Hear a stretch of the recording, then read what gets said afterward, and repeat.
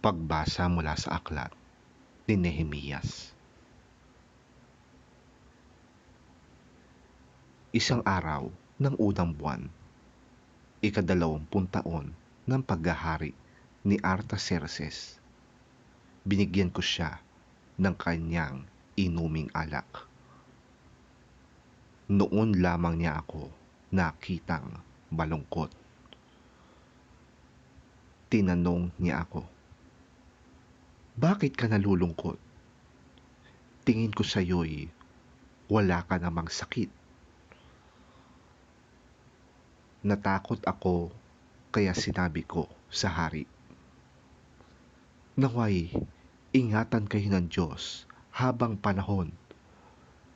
Nalulungkot po ako sapagkat ang lungsod na pinaglibingan sa aking mga ninuno ay wasak at ang mga pintuan niyon ay natupok ng apoy."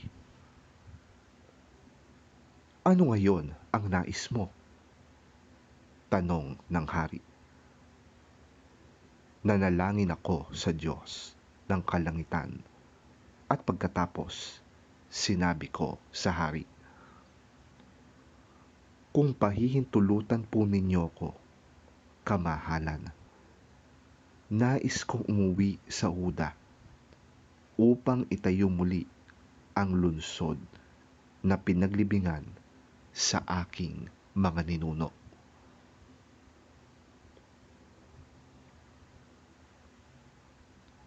Sinabi sa akin ng hari na nooy katabi ng reyna, "Gaano ka katagal roon at kailan ka babalik?" Nagtakda ako ng panahon at malugod naman akong pinahintulutan. Nakiusap ako sa hari. Nabigyan na rin niya ako ng mga liham para sa mga gobernador ng lalawigan sa kanluran ng Ilog Euphrates upang paraanin ako patungong Huda. Gumawa rin siya ng sulat para kay Asaph, ang tagapamahala ng kagubatan ng kaharian, upang bigyan ako ng mga trosong gagamitin sa pintuan ng muog ng templo, sa pader ng lungsod at sa bahay na aking titirhan. Ang lahat ng ito ay ginawa ng hari dahil sa kabutihan ng Diyos sa akin.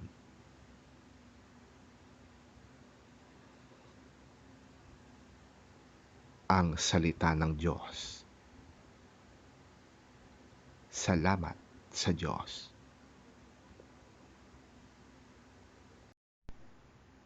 Ang mabuting balita ng Panginoon ayon kay San Lucas. Papuri sa iyo, Panginoon. Samantalang sila'y naglalakad, may isang lalaking lumapit at nagsabi kay Jesus, "Sasama po ako sa inyo kahit saan." Sumagot si Jesus, "May lungga ang asong gubat at may pugad ang mga ibon, ngunit ang anak ng tao'y walang sariling tahanan." At sinabi naman niya sa isa, "Sumunod ka sa akin." Ngunit sumagot ang tao, "Panginoon, hayaan lang po muna ninyong maipalibing ko ang aking ama." Sinabi ni Jesus sa kanya, "Hayaan mong mga patay ang magpalibing sa kanilang mga patay. Ngunit humayo ka at ipahayag mo ang tungkol sa paghahari ng Diyos." May isa namang nagsabi sa kanya, Susunod po ako sa inyo, Panginoon.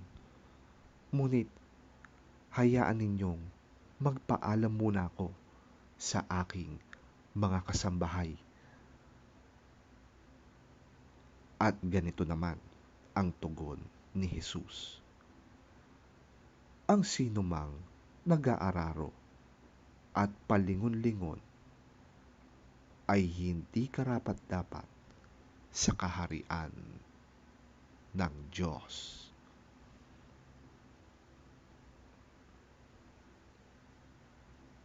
Ang mabuting balita ng ating Panginoon. Pinupuri ka namin, Panginoong Hesukristo.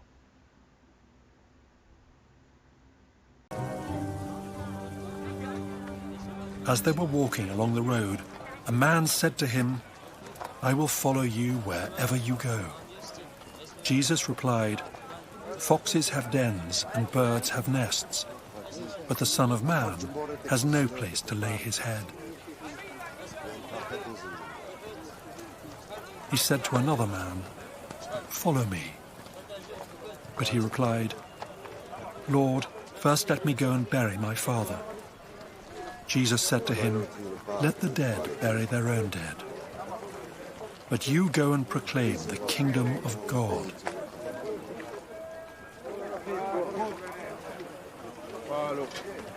Still another said, "I will follow you, Lord, but first let me go back and say goodbye to my family."